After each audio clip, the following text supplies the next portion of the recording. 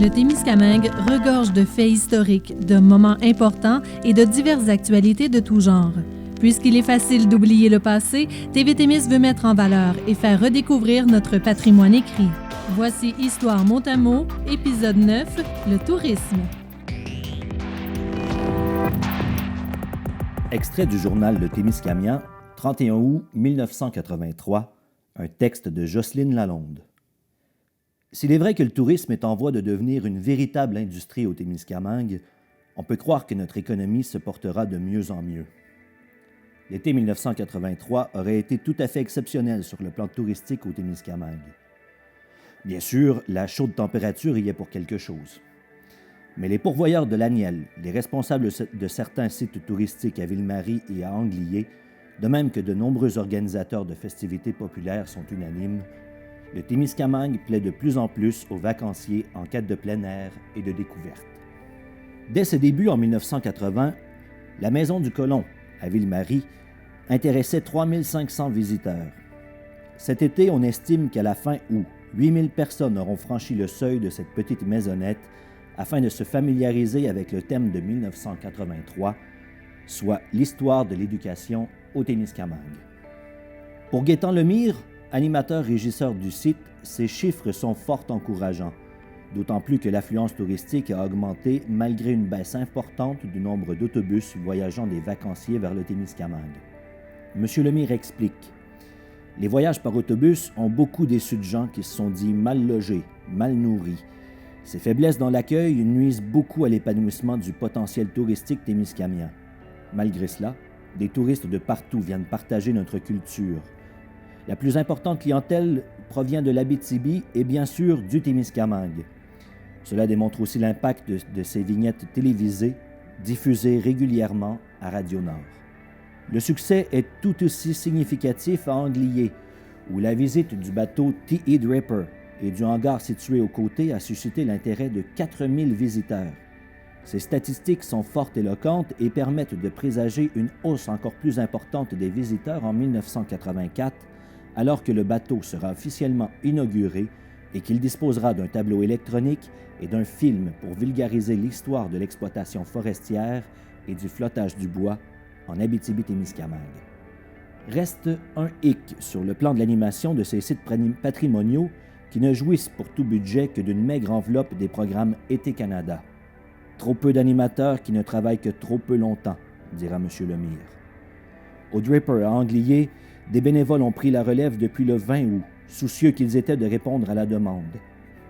À l'Aniel, plus au sud, les pourvoyeurs du secteur Laniel-Kipawa ont été particulièrement favorisés par la chaleur de l'été, comme en témoigne Michel Leblanc, propriétaire d'un camping privé. L'Aniel a connu une bonne saison touristique. Nous sommes 14 pourvoyeurs à l'Aniel et on pourrait affirmer que nos camps se sont remplis. Il s'agit donc d'un des meilleurs étés que l'on a connus depuis que l'on opère en pourvoirie.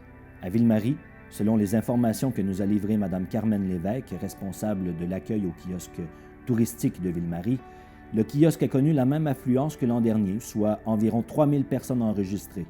Il faut ajouter à cela tous ceux qui omettent de signer leur nom au registre. Selon elle, les festivités des régates furent très populaires. Elle ne nie pas que tous les touristes ne furent pas également satisfaits des services qui leur furent offerts sur le plan de l'hébergement que sur le plan de la restauration. Elle croit malgré tout que d'année en année, notre accueil s'améliorera et répondra à la demande sans cesse croissante. Souhaitons que ces prédictions se réalisent et permettent à d'autres d'oublier la nuit qu'ils ont passée pendant les régates à dormir sous l'appentis de la Maison du Colon, engouffrés dans des sacs de couchage, n'ayant trouvé pour tout abri que ce modeste toit les protégeant de la pluie. Extrait de Le Pontage, volume 9, numéro 4, été 1990, produit par la Société québécoise des ponts couverts Inc. Érigé en 1939-40 pour faciliter le projet de coloniser Sainte-Agnès-de-Bellecombe, projet abandonné, le Grassy Narrow 61-70-12 pourrait être le symbole par excellence pour les amateurs de belles structures.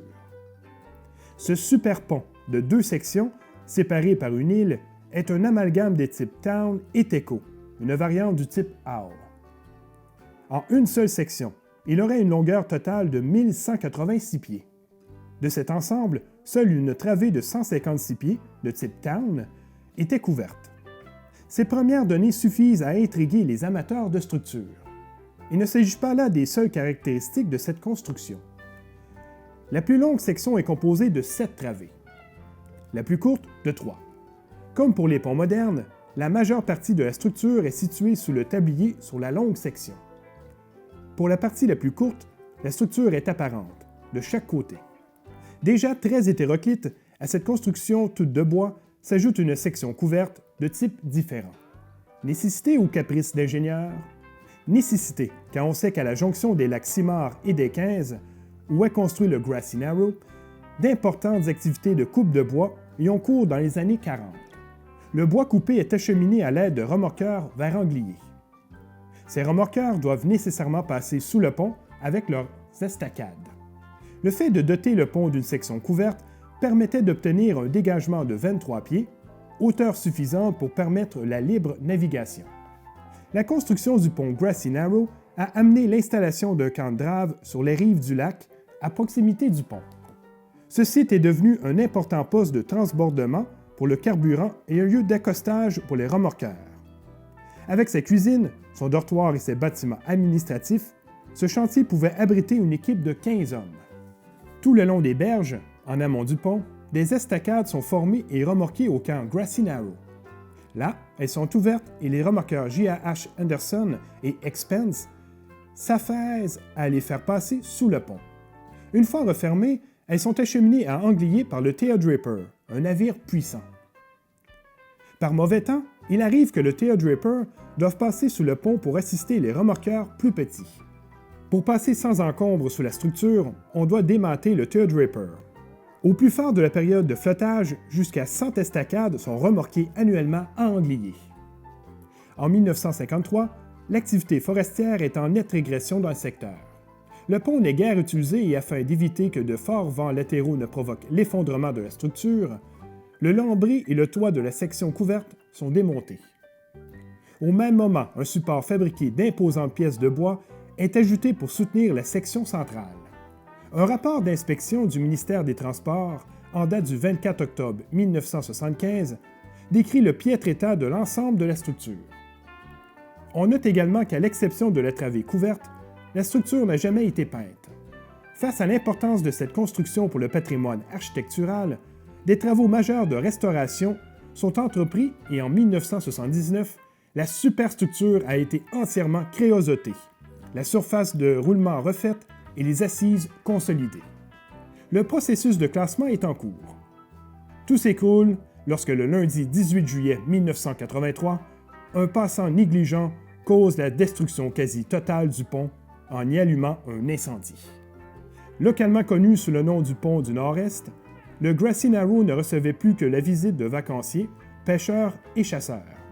Cette imposante structure avait été érigée pour épouser les projets de visionnaires qui croyaient en l'avenir du Témiscamingue. Sa destruction clôt un chapitre de l'histoire récente du Québec. Extrait du livre du 50e de Rimini, Nos réalisations, notre avenir, 1935-1985. Rimini, une des perles de la colonisation du Québec, est un petit village pittoresque situé à la limite des comtés Rouyn-Noranda et Témiscamingue, où le paysage en saison estivale est particulièrement féerique et attire une foule de touristes. Parmi eux se trouvent de nombreux photographes amateurs et quelques peintres qui ne manquent pas de fixer sur la pellicule ou sur la toile l'image du moulin à aube situé sur une petite île près du pont.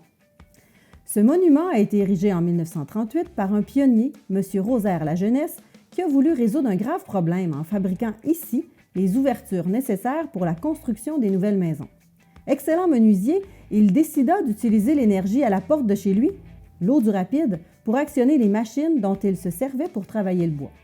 Ce fut l'origine du moulin à aube qui a servi durant plusieurs années à fabriquer des portes, des châssis, des meubles, des berceaux et même des cercueils. Pour la somme de 12 $, M. Lajeunesse fabriquait une tombe que sa femme recouvrait de tissu à l'intérieur et à l'extérieur. Les poignées et le crucifix étaient empruntés de M. Hébert du Cric-Noir qui les avait conservés au décès de sa mère.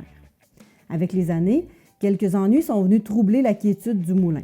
L'avènement de l'électricité l'avait mis au rencard, comme le cheval devant le tracteur, à l'arrivée des nouveaux acquéreurs, Robert et Gabriel Lajeunesse, fils du pionnier constructeur. La débâcle de 1959 avait sonné son glas en démolissant la roue et en l'emportant dans les tourbillons du rapide. Bientôt, on se mit à regretter ce monument associé à l'héroïque passé du lac Barrière. L'organisateur des travaux d'hiver s'empressa donc d'ajouter au programme la reconstruction de la roue à aubes, à la grande satisfaction de tous ceux qui avaient exprimé le désir de conserver ce témoin du passé. Et l'autre, telle une gamine, s'amuse en passant à faire tourner cette roue et faire entendre, tout au long de la chaude saison, le chant joyeux de son clapotis. Voici un extrait de l'évaluation patrimoniale des ponts couverts en Abitibi-Témiscamingue et nord du Québec, produit par Transport Québec Abitibi-Témiscamingue, février 2009. Le pont couvert Landry, d'une longueur de 32,4 mètres, est situé sur le territoire de Latulippe et Gabourie.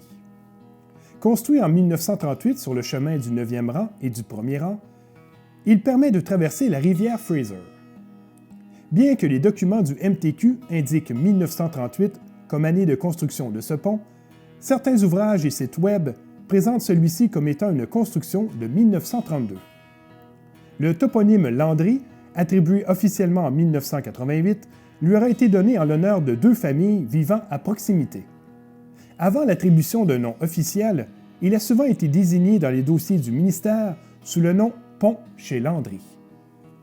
Bien que ce pont soit assez ancien, il a été très peu modifié au cours des années. De couleur foncée au départ, probablement rouge, il arbore la couleur blanche depuis les années 70. À l'exemple du pont dénommé à Saint-Bruno-de-Guigues, des gabarits en acier ont été ajoutés au portique de style Larmier à Faux-Cintre. L'ouvrage est situé dans un beau site campagnard et on y accède par un chemin asphalté débouchant dans un cul-de-sac. Ce pont, qui dessert une population locale, est à 4,5 km de la route collectrice 382. Signe d'intérêt, il est représenté dans la documentation touristique et sur les sites web de la région comme étant un attrait touristique important. Ce pont couvert présente un indice patrimonial de 63, ce qui le positionne à la classe élevée. L'intervention de conservation se situe au niveau de la réhabilitation. Extrait de l'évaluation patrimoniale des ponts couverts en Abitibi-Témiscamingue et nord du Québec, produit par Transport Québec Abitibi-Témiscamingue, février 2009. Le pont couvert dénommé, d'une longueur de 29,7 mètres, prend place sur la route du 6e rang, sur le territoire de la municipalité de Saint-Bruno-de-Guigues. Il a été construit en 1933 et il permet de traverser la rivière à la loutre. Longtemps appelé le pont chez Émile Paquin, il est depuis 1990 reconnu officiellement par la Commission de toponymie comme étant le pont Dénommé. Il a été ainsi désigné en l'honneur de M. Albert Dénommé, qui en 1909 a fait patenter le lot 25 du 4e rang du canton de Guigues. Des deux ponts couverts construits sur le territoire de Saint-Bruno-de-Guigues, il est le seul encore sur pied. Dans les faits, ce serait le deuxième pont couvert à avoir été construit à cet endroit, le premier ayant été détruit par un glissement de terrain lors d'un débordement de la rivière à la loutre. Compte tenu de sa localisation géographique dans une vallée et des sols argileux de ce secteur, les culées de ce pont ont dû, au fil des années, être reconstruites à plusieurs reprises. Pour ces raisons, il a longtemps été difficile de maintenir ce pont en place. Dans les années 50, il a été allongé de 10 mètres. Puisque les culées se trouvaient auparavant en rivière, cet allongement a permis de les positionner sur les rives et ainsi de les protéger des embâcles. En 1966, le ministère a demandé le remplacement de ce pont couvert par un pont de béton et d'acier jugé plus moderne. Ce changement, pour des raisons inconnues, n'a pas été effectué. Le pont dénommé a été complètement rénové en 1987. Fait intéressant, il a conservé ses culées lambrisées jusqu'à cette époque, alors que le lambris, à cet endroit, avait disparu depuis longtemps sur les autres ponts de ce type. À l'origine, ce pont couvert permettait de relier la paroisse de Sainte-Eugène-de-Guigues à celle de Saint-Bruno-de-Guigues. Comme il a été à quelques reprises abîmé par la machinerie effectuant le déneigement, il est, depuis 1975, fermé à la circulation pour la période hivernale. C'est possiblement à cette époque que l'on a installé des gabarits en acier au-dessus des portiques, permettant ainsi de protéger la structure. À l'exemple des autres ponts couverts de la région, celui-ci a affiché diverses couleurs au fil des années avant d'en arriver au blanc et vert qu'il arbore aujourd'hui. Nous avons remarqué lors de notre visite que des travaux avaient été effectués sur le treillis de côté et que celui-ci avait été doublé à certains endroits. Bien qu'ayant sûrement une certaine utilité, ces ajouts sont peu esthétiques et ils nuisent à l'intégrité patrimoniale du pont. Une des particularités de ce pont est constituée par les éléments décoratifs en bordure du toit. Ces éléments semblent dater de l'origine du pont et ils sont uniques à celui-ci. De plus, de chaque côté du portique, on remarque la présence de lamiers à faux cintre ainsi qu'une pente de toit faible, 25 degrés ou moins, ce qui est peu fréquent sur les ponts de la région. En 1997, le comité du cinquantenaire de Saint-Bruno-de-Guigues a désigné ce pont comme étant la seule richesse importante de son patrimoine et il a manifesté son intérêt à le conserver. On accède à ce site par un chemin gravelé. Ce pont couvert est à une distance de 3,4 mètres de la route nationale 101. Sur la berge sud, un glissement de terrain est survenu, ce qui rend le site beaucoup moins harmonieux et donne une impression de paysage dégradé. Actuellement, le pont couvert dénommé présente un indice patrimonial de 65, ce qui le positionne dans la classe élevée. L'intervention de conservation se situe au niveau de la réhabilitation. Extrait de Sainte-Eugène-de-Guigues 1911-2011, 100 ans au cœur des gens. En 1999, Hydro-Québec aménage le barrage rapide des Îles. Dès l'an 2000, on forme un groupe de travail supervisé par la SDT pour offrir à la population témiscamienne un site récréotouristique gratuit et de belle envergure. Les municipalités de Guérin, Anglier, Notre-Dame-du-Nord et Sainte-Eugène-de-Guigues signent une entente avec Hydro-Québec. Témiscamingue First Nation se joint au groupe. En 2001, on reçoit les lettres patentes. En 2002, Rénal Julien signe le protocole d'entente comme représentant de notre municipalité qui, désormais, fait partie de Récréo-des-15. En 2003, M. Julien est président et assiste à une conférence de presse. Il fait connaître les implications de Sainte-Eugène-de-Guigues dans ce projet. Ce sont l'administration, le budget, la tenue de livres, les demandes de subventions, le prêt d'une cour pour entreposer les matières résiduelles et la responsabilité de la présidence du CA.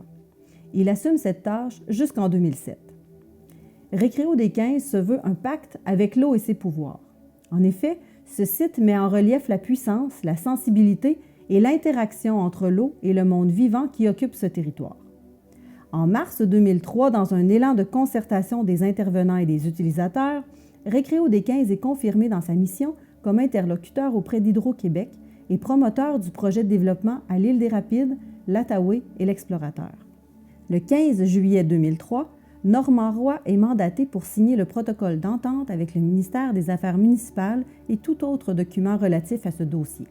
De 2004 à 2008, on s'affaire au balisage, sentiers, passerelles, belvédères, haltes, escaliers, signalisation, postes d'accueil, commercialisation, promotion, points GPS, portage, cartes, dépliants et cabane pour la tour à feu de 70 pieds qui servira de centre d'interprétation pour enfin créer un site web récréodés15.qc.ca.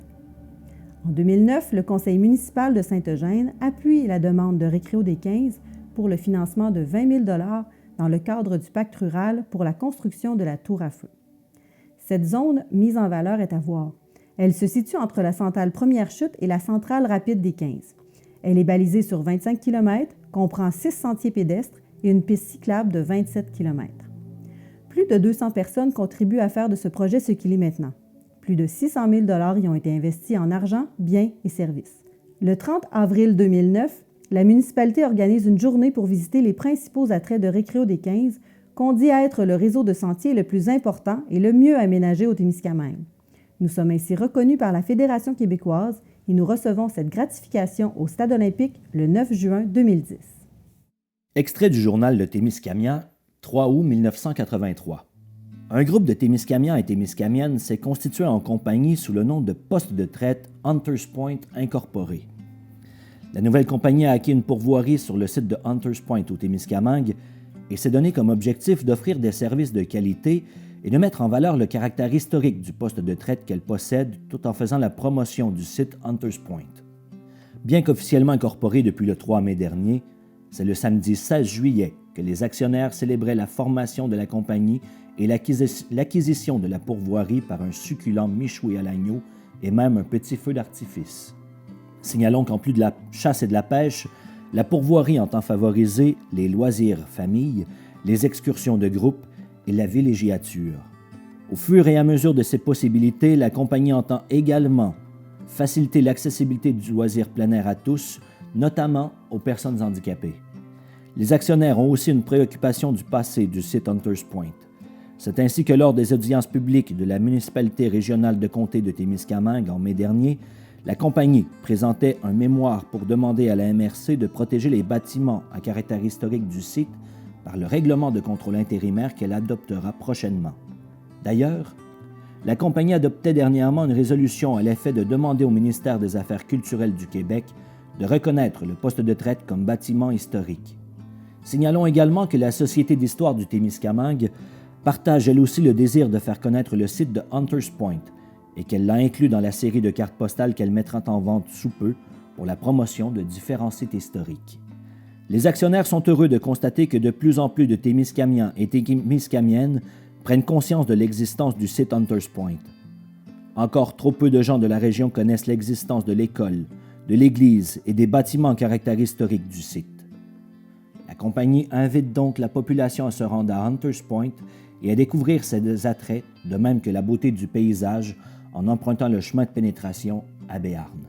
La pourvoirie y est située à environ 60 km, mais la balade en vaut la peine. Extrait du journal Le Témiscamien, 13 juillet 1983, article de Jolene Lalonde. Depuis 1970, année où Parc Canada faisait l'acquisition du site de Fort Témiscamingue, les Témiscamiens et visiteurs étrangers ont constaté des changements notables dans l'aménagement du site, l'animation et la mise en valeur de ce lieu touristique exceptionnel d'une grande valeur historique et naturelle.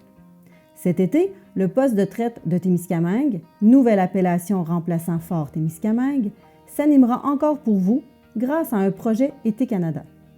Ainsi, 4 étudiants du Témiscamingue animeront vos visites au poste tout en livrant un message historique ayant un lien étroit avec la traite des fourrures. Louiselle Laliberté de Notre-Dame-du-Nord, Régent Hallé de Ville-Marie, Carole Bellumeur de Lorrainville et Carole Cadieux de Roulier forment une équipe dynamique qui a mijoté divers projets pour vous rendre la vie plus agréable cet été. D'abord, une exposition portant sur la traite des fourrures se déroulera les 16 et 17 juillet de 13h à 17h. Marc Riopel citera alors quelques notes se rapportant à l'histoire du poste de traite. Roger de Denu, président de l'Association des trappeurs, parlera du trappage et procédera à une démonstration d'écorchage du castor. Hélène McKenzie livrera de l'information sur la taxidermie. Christian Pilon, biologiste, renseignera les intéressés sur la vie des animaux et la boutique d'artisanat indienne de Notre-Dame-du-Nord exposera ses confections. Quelques artisans travailleront sur place. Le 22 juillet, le poste de traite du Témiscamingue aura la joie d'accueillir une expédition de canotiers. Il s'agit d'un voyage pilote qui précède le périple de l'an prochain qui soulignera le 450e anniversaire de l'anniversaire de Jacques Cartier. L'expédition fera le même trajet que le Chevalier de Troyes en 1686. Le 4 août, les étudiants du projet Animation plein air organiseront, en collaboration avec le personnel régulier du parc, une journée spéciale pour les gens du 3e âge. Un spectacle de marionnettes a été préparé et sera présenté en quelques occasions durant l'été. Une journée d'activité s'adressant aux adolescents est en préparation. Une courte pièce de théâtre dans les styles des grands esprits est en chantier. Enfin, de nombreux films ayant trait à l'environnement, l'histoire et le patrimoine seront présentés cet été en collaboration avec l'Office national du film. Le très controversé film « Si cette planète vous tient à cœur » sera au programme. Voici un extrait de Aîné d'exception de Guillaume Beaulieu. Georgette Cloutier, 77 ans, du Hamel-Ouest, anciennement Laniel. Début des années 70, Georgette et son mari sont propriétaires d'une pourvoirie sur l'immense lac Kipawa dans les environs de Laniel. Le 28 mai, c'est le début de la saison et plusieurs de leurs cabines sont louées par des touristes américains. L'une des cabines contient 4 policiers états-uniens, le doigt sur le fusil et qui se décident à jouer à l'argent bien plus qu'à pêcher. Si bien qu'au bout de 4 jours, la tension monte après qu'un des policiers ait rincé les 3 autres, les laissant sans le sou. M. Baudouin va les voir et les 4 fêtards se plaignent que le poisson est rare. Il leur dit sans hésiter qu'avec leurs occupations du moment, malgré toutes les démonstrations de pêche, aucun poisson ne sautera de par lui-même sur le quai, ni ne cognera à la porte pour se faire cuire. Les policiers insatisfaits de la réponse poursuivent leur récrimination en se disant déçus qu'il n'y ait pas de pitounes pour eux, alors qu'il y en avait plein à Val-d'Or. Comme il n'a jamais été question d'avoir des pitounes disponibles dans leur pourvoirie et que la chicane éclatait de plus en plus souvent, M. Baudouin les a invités à quitter les lieux dans l'heure suivante. En vrai gentleman, M. Baudouin a su contrôler ses émotions et s'en retourner en direction de l'Aniel avec les fêtards pour les reconduire à leur camion et leur donner la main. Ces derniers, fusil à la main, n'ont pas voulu le toucher, prétextant qu'ils ne voulaient pas se mettre la main dans la marde. Puis, ils ont fini en disant qu'au retour, ils espéraient que M. Baudouin se noie. Après cette phrase troublante, et avoir acheté des marchandises au dépanneur du coin, M. Baudouin est reparti en bateau. Et lorsqu'il fut à mi-chemin, aux environs de la baie McLaren, l'eau glacée à 52 degrés Fahrenheit a commencé à monter dramatiquement dans l'embarcation. Il semblait que les policiers, à la morale de criminels, avaient loussé le bouchon du fond du bateau expressément pour le faire périr, tant leur rage de vengeance était grande. Trop loin de la côte pour y parvenir malgré de moteurs neufs de 70 forces, Baudouin se voyait condamné, ne sachant pas nager et voyant son bateau couler. Par chance, le fabricant du bateau avait placé une mousse flottante à la pince du devant, mais cela n'empêchait pas le propriétaire de se mouiller. Tant bien que mal, il s'est rendu seul sur une petite île, tandis qu'il pensait à ses enfants et à Georgette enceinte, qu'il laisserait en conditions difficiles s'il se noyait. Rapidement, l'hypothermie commença à l'envahir, et c'est à ce moment qu'il s'est mis à implorer le défunt et miraculeux curé Lachapelle de Béarn, de qui il avait toujours un morceau de soutane et une médaille de lui dans ses poches. La foi, ça sauve. Main dans la poche, mais incapable de faire sortir un son de sa bouche, il a vu arriver le duo Béchamp-Trudel en bateau. Ils ont vu l'embarcation vide et ont craint le pire avant de tourner autour avec leur bateau. Levant les yeux, M. Baudouin était là, lourdement affaibli. Ce qu'il y avait de plus près pour le secourir était une cabine occupée par d'autres Américains. Arrivés sur place, ils ont proposé une ponce de fort, mais c'est un mythe de penser que cela réchauffe un hypothermique. Cela le fait seulement périr plus vite. Georgette, alertée, était arrivée peu avant et lui a donné un peu de boisson avant qu'un membre du groupe ne dise qu'il faudrait plutôt se coucher nu, collé sur lui, par devant puis par derrière, pour le réchauffer, dans les couvertes les plus chaudes possibles. Alors, avant qu'elle n'achève son mari sans le vouloir, elle l'a finalement rescapé. Mais ce qui a ébahi Georgette, c'est le comportement de son mari à 3 heures du matin. Se sentant mieux, il s'est levé et, moyennement vêtu, il est allé à la hâte attacher le devant flottant du bateau avec le moteur neuf pour qu'ils ne perdent pas leurs biens si durement acquis afin que la pourvoirie continue de faire vivre la famille. On a souvent parlé de l'ancienne pratique du père qui devait pourvoir aux besoins matériels de sa famille, dans les temps de jadis. Voici donc ce qui arrive quand un homme porte ce poids sur ses épaules, jusque dans son inconscient. Georgette a heureusement poursuivi sa vie longtemps ensuite avec son homme pourvoyeur, dans les deux sens du terme. C'était Histoire Mont-à-Mot, une production de TV Témis avec les voix de Ghislain Roberge, acteur, animateur et metteur en scène. Mathieu Bourque, comédien amateur. Véronique Beaulé, agente de développement culturel à la MRC de Témiscamingue.